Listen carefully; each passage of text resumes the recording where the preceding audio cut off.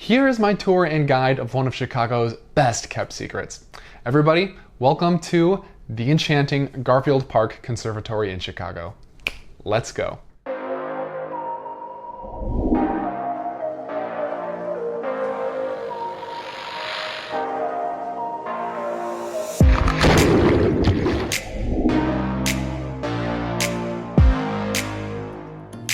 First opened in 1908, the conservatory is free to the public, but donations really are encouraged, so please consider making a donation to try and aid in the efforts to maintain this wonderful place.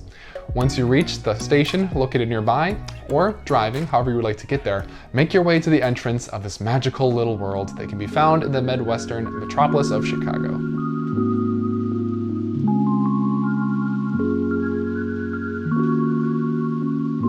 Now, the first little world inside of this conservatory is known as the Palm House, which is an ideal tropical landscape featuring over 70 different palm trees and many other species as well. It turns out this is actually the largest room in the garden, and for me it really sets the tone because you can see lots of name tags on the plants to see what you're looking at. You can see little informative plaques littered around the garden to tell you more about the history of these different plants and where they come from, all that sort of thing. This is a common theme in the conservatory, so make sure to take note of these ones and other ones that you'll see along your little journey that we're going to go on throughout this conservatory.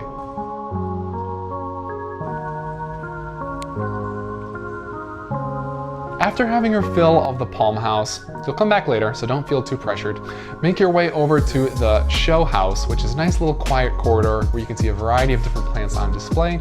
And sometimes throughout the year, they'll have some really cool flower shows as well for you to see all those beautiful flowers on display in this area of the conservatory. When you're ready, move over to the next room called the Aroid House. And the Aroid House is featuring many different houseplants, but not normal houseplants, guys. These are going to be gargantuan houseplants, absolutely massive. And in addition to the beautiful green lush plants you might see littered throughout someone's home, I can only do half, guys. I'm sorry. Oh, it's just another leaf. Huh? You can also see the beautiful Persian pond, nice and tranquil, with a little bit of a waterfall cascading down into it, which is furtherly decorated by 16 yellow lily pads. They aren't real though, which took me a little bit of a second to notice, but they are actually glass and they are created by a world-renowned glass artist known as Chihuly, who has her own exhibit to herself in Seattle. So just on another note, if you're from Seattle and you like this glass, make sure to check out that exhibit as well.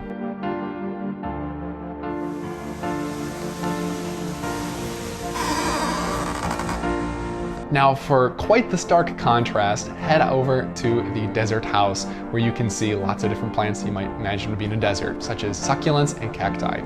They really have a fascinating collection of these, some of the wildest and weirdest I've ever seen, and honestly, sometimes you won't even believe that these are real, but indeed they do exist. This looks like either a winter sock or a raccoon tail. Some, although they're harsh and prickly, possess some real beauty as well. And here we have life-size COVID-19.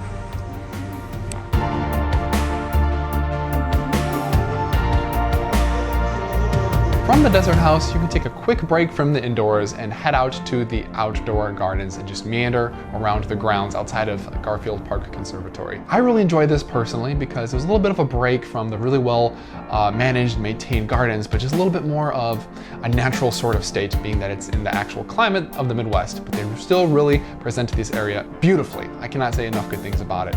I took a really peaceful stroll and witnessed many different flowers.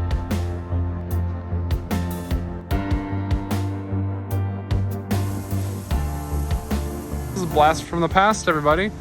Looks like we see some aspen, which we saw many times hiking in Colorado. Absolutely love it. So pretty. Not the views, just her.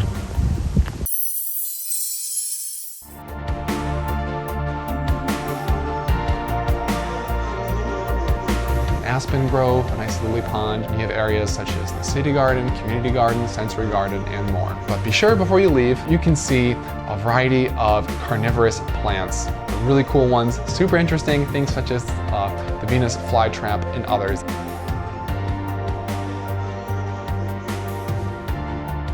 So very cool to see this. I really enjoyed it, and I'm sure you will too.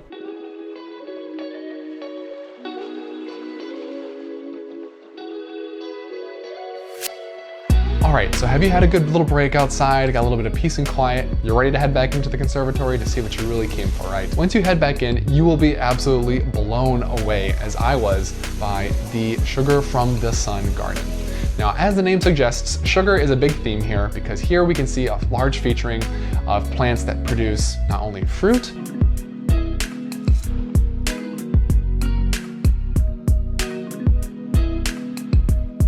but different herbs and spices, things like cinnamon, my favorite, coffee, oranges, bananas, and many, many more. So it's really cool to see these things being produced that we eat daily, but we don't really think about what the plants might look like. It was absolutely insane to see these things and how they actually come to be.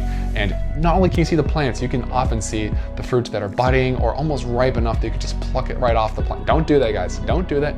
I was tempted to, you know, but let's come on. Control your temptations. We can do this. Either way, they're just right there, and it's so cool to just see how these things are produced. I loved it, absolutely loved it. I'm loving this.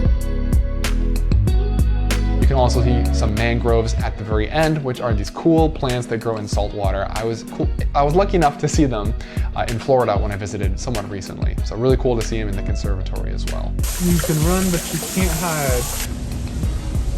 Pineapple doesn't far from the pineapple tree.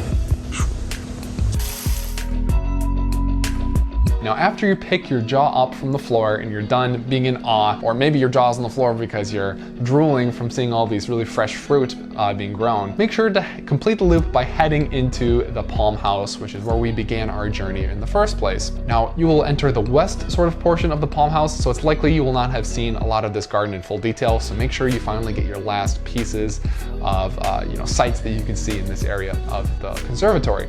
I love this freaking magenta. Oh my god, everything's so gorgeous here. These are insane too. Those look cool as crap. Yeah, this looks insane. Solitaire palm. I don't know what it looks like. It looks like mushrooms. Make sure you do not forget the fern house, which is centrally located in the conservatory, so it can be a little easy to miss out on because the path that we went on thus far was a nice little loop going around the conservatory, but the fern house, it's right in the middle. Make sure to go and make your way over there and check out everything that can be seen in the fern house, guys. And with that being said, we have completed our tour of the conservatory. Woohoo! Not woohoo, because you might be sad to leave, as I was. All right, everybody, so that is my brief tour of the Garfield Park Conservatory. It's one of truly the most beautiful places that you can ever go in Chicago, and it's not really that well known. So make sure to only take this information to yourself. You know, don't tell your grandma, don't tell your third cousin, because you might have a harder time reserving slots for this in the future. Because again, you have to reserve a time online to actually go here, although it is free. But then again, let me stress, please consider donating. And while I'm, having this call to action, please consider liking the video if you like the video. Subscribe for more Chicago related content, gardens, beautiful nature, travel, all the sorts of things I love to provide for you. So if that interests you, please hit subscribe to see more, guys. Leave a comment down below. What was your favorite exhibit? Have you been to this area? Would you like to go sometime? I'd love to hear from you. So that's all, guys. Thanks for watching the video. Peace.